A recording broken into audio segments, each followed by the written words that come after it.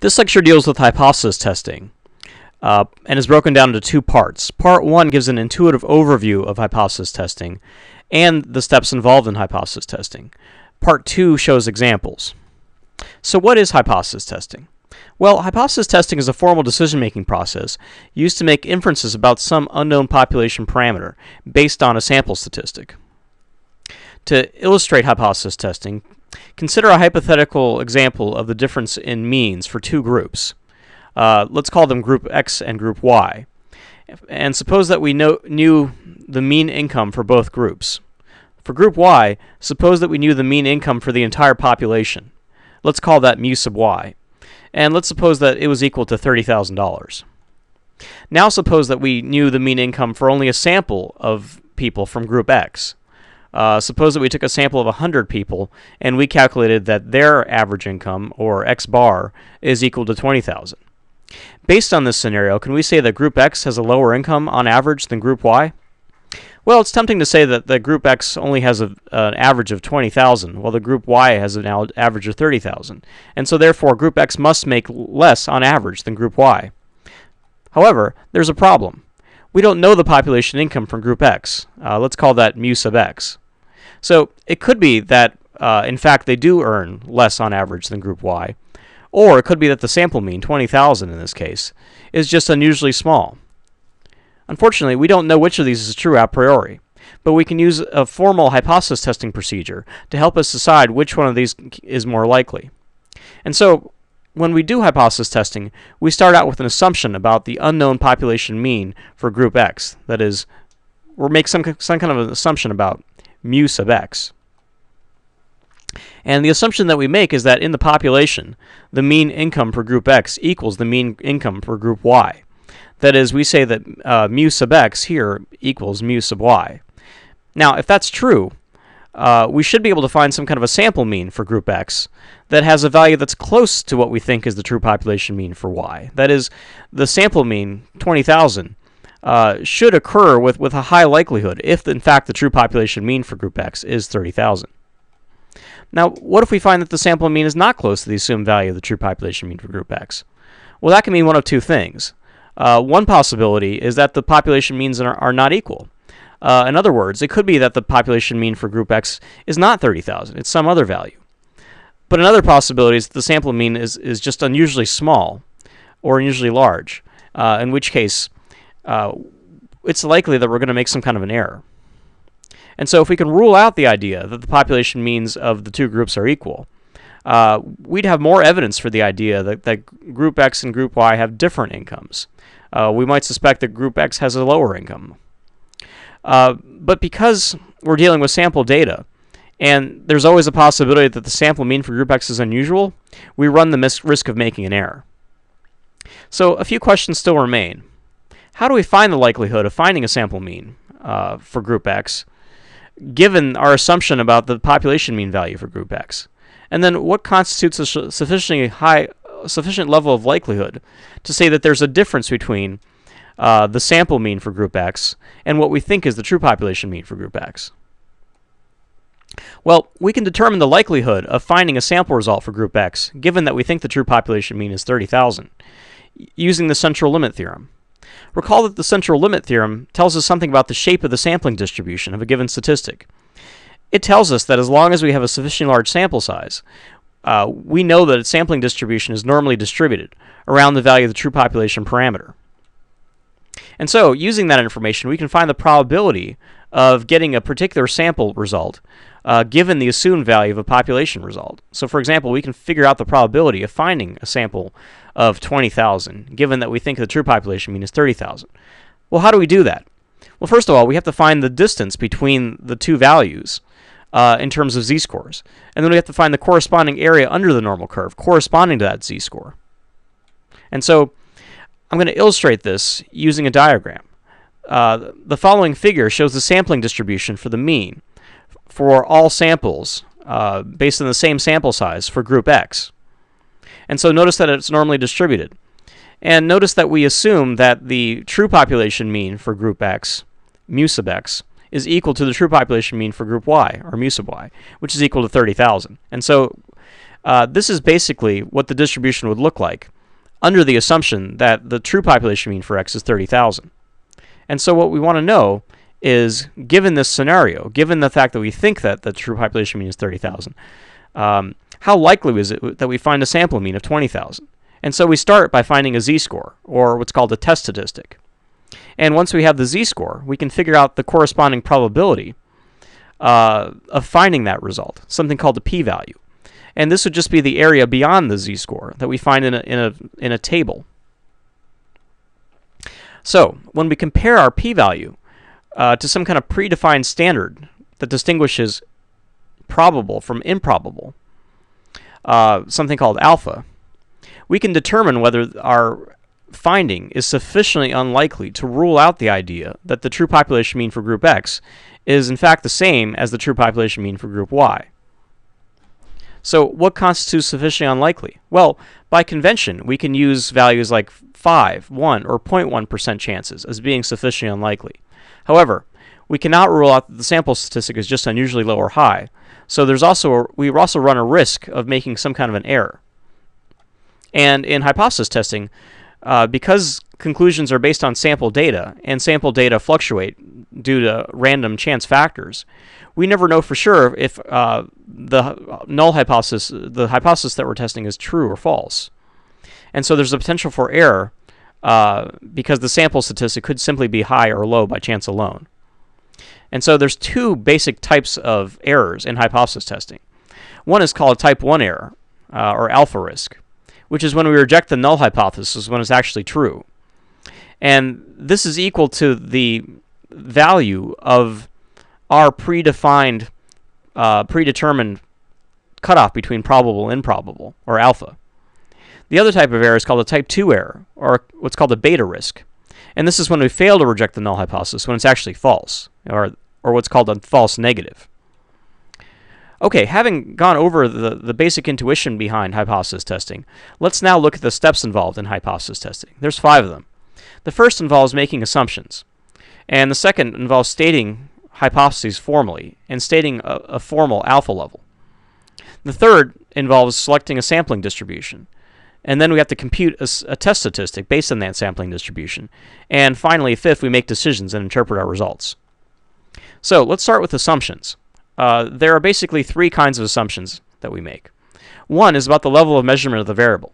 2 is about the method of sampling, and 3 is about the shape of the population distribution.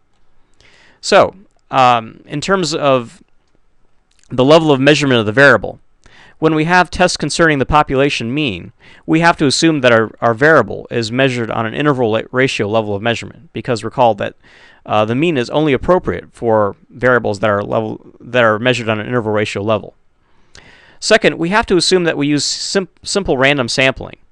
And that's because the sampling distribution, you'll recall, is based on repeated random samples drawn from the same population again and again and again and again. Finally, if we have a large sample size, we don't need to make any assumptions about the shape of the sampling distribution. However, if we have a small sample size, let's say 50 cases or less, we have to assume that the sampling distribution is normal by assuming that the variable itself is normally distributed. Now we can state our hypotheses, and these are always stated in terms of unknown population parameters, or in some cases even known population parameters, the mu's. And there are 2 kinds of hypotheses. The first is called a research hypothesis, H sub 1. This is the one that's of substantive interest. In my earlier illustration, we suspected that perhaps the average income for group X was less than the average income for group Y. And that would be something of substantive interest to us, and that would be an example of a research hypothesis. In contrast, the null hypothesis, H sub 0, or H naught, is a counter hypothesis. And this is the thing that's actually being tested in the hypothesis testing routine. If we can rule out the null hypothesis, we have more evidence in favor of our research hypothesis. And so the research hypothesis can be written in one of 3 ways. And it varies depending on whether we have a directional theory or whether we have a non-directional theory. So for example, we can specify a non-directional or 2-tailed hypothesis. And in that case, the research hypothesis is that H sub 1 tells us that mu, which represents our unknown population parameter, is different from some value. The other two types of research hypotheses are directional. One is called a left-tailed test and specifies that our unknown population parameter mu is less than some value. And the other is called a right-tailed test, and it specifies that mu is greater than some value. Regardless of which of the three research hypotheses we choose, which is largely dependent on our substantive theory, we would always choose the same null hypothesis, and that is that mu is equal to some value. And in my earlier example, my null hypothesis was, again, that the two population means were equal. Now we have to choose a level of alpha. And so, again, alpha tells us how improbable a difference between the sample statistic and the assumed value of the population parameter must be in order for that difference to be considered sufficient. And so, again, we use certain conventions like 0.05, 0.01, or 0.001 to designate alpha. The next step involves choosing a sampling distribution. So when we're doing tests about population means, we basically have two sampling distributions that we can choose from, either the normal distribution or the t-distribution. And the choice of the two really depends on whether we're given the value of the population standard deviation, in which case we choose the normal distribution, or whether we have to estimate it using the sample standard deviation, in which case we'd have to use the t-distribution. Once we've chosen a sampling distribution, we can calculate something called a test statistic. The test statistic basically measures the distance in standard error units between the sample statistic and the assumed value of the population parameter. In my earlier example, that was like the difference between the sample mean of 20,000 and the population mean of 30,000. And so the test statistic is going to differ somewhat depending on which sampling distribution we choose. And so if we choose the standard normal distribution, that is, if the population standard deviation is given, this is the formula for the test statistic that we would use. The resulting value would be a z-value that's equal to the difference between y bar, the sample mean, and mu sub y, the population mean, divided by the standard error of the mean, which is equal to the true population standard deviation, sigma sub y, divided by the square root of n. Alternatively, if we have to estimate the true population standard deviation with the sample standard deviation, we introduce additional sampling error, which is correctly taken into account by the t-distribution.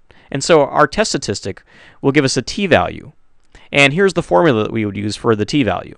It's equal to the sample mean, y bar, minus the population mean, mu sub y, divided by the estimated standard error of the mean. That is, s sub y divided by the square root of n. And this value follows a t-distribution with n minus 1 degrees of freedom. So we can then calculate something called a p-value, which is the probability of finding the sample result under the null hypothesis, that is, given the assumption that our true population mean is equal to some value. And a low p-value indicates that the difference between the assumed population value and the actual value of the sample statistic is not just due to chance. Formally, we can make a decision rule that compares our p-value to our alpha value. And so recall that alpha basically is the cutoff for what we think is sufficiently improbable to reject the idea that the null hypothesis is actually true. And so if our p-value is less than or equal to alpha, then we can reject the null hypothesis. And if the p-value is greater than alpha, then we cannot reject the null hypothesis. And so alternatively, we can also compare the test statistic to something called a critical value, which corresponds to something called a rejection region. And each alpha level corresponds to a slightly different rejection region, or area under the sampling distribution, where the null hypothesis can be rejected. And that region also depends on the research hypothesis, that is, whether it's a one-tailed or a two-tailed test. So here's an illustration of one possible rejection region for a 0.05 alpha level. This shows a right-tailed test, which is going to be completely evaluated in the right tail of the distribution. Notice the dashed line separating the area under the normal distribution in which we can reject the null hypothesis to the left, and where we cannot reject the null hypothesis to the right. So basically, if we find a test statistic and corresponding p-value that's to the right of that region, we can reject the null hypothesis. And if we find that the test statistic and corresponding p-value is to the left of the rejection region, we cannot reject the null hypothesis. Here's a left-tailed test. It's one that we would specify if our research hypothesis was that our unknown population parameter mu was less than some value. This one's going to be completely evaluated in the left tail of the distribution. And it's just a mirror image of the right tail test. But this time, the rejection region is in the left tail instead of the right tail. What if we had a non-directional research hypothesis? That is, what if we didn't know whether our test is going to be evaluated in the left tail or the right tail of the distribution? Well, in that case, we use a two-tailed rejection region, and we have to split the alpha level in half. So in this case, half of alpha is in the left tail, and the other half is in the right tail of the distribution.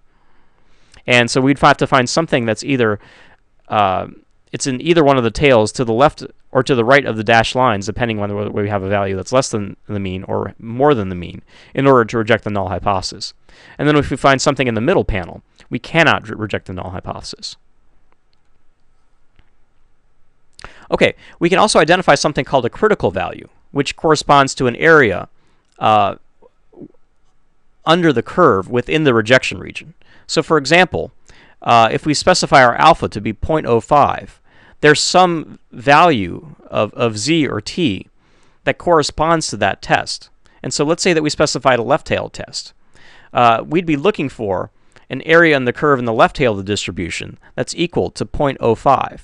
And so if we found that value in column C of the standard normal table, for example, we can find the corresponding z value, and we can call that the critical value.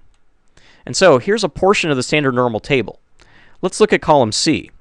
So which of these has the first to include about 5% of the distribution? Well, you can see that the z-score in column A, 1.65, is the first to include approximately 0.05 without going over. And so the critical value, if we have a test that has an area under the curve of 0.05, would be 1.65. Now, if we have a left tail test, we're looking for an area in the left tail of the distribution, so that would be negative 1.65. And so this diagram basically illustrates the relationship between the critical value and the rejection region. And so if our rejection region is in the left tail of the distribution, it includes 5% of the area under the normal curve, the critical value, the z value, corresponding to that is negative 1.65. And so rather than using the p-value and comparing it to alpha, we can compare our test statistic to this critical value as an alternative way of evaluating the hypothesis. In fact, when we use a t-distribution, that's the more simple approach to evaluating a hypothesis test based on a t-distribution. It's more difficult to find the p-value corresponding to our t-value because the t-table isn't as detailed as the standard normal table. And so for a t-distribution, we have a t-table listing critical values for common alpha levels that are separated for 1- and 2-tailed tests for different degrees of freedom. And so in order to find our critical t-value, we just have to locate the appropriate one for our degrees of freedom, our alpha level, and the one that's for the proper kind of test, 1-tailed or 2-tailed test. And then we can make the decision by directly comparing the test statistic with our critical value. And if our test statistic is greater than the critical value, we can reject the null hypothesis. If not, if our test statistic is less than the critical value, we cannot reject it.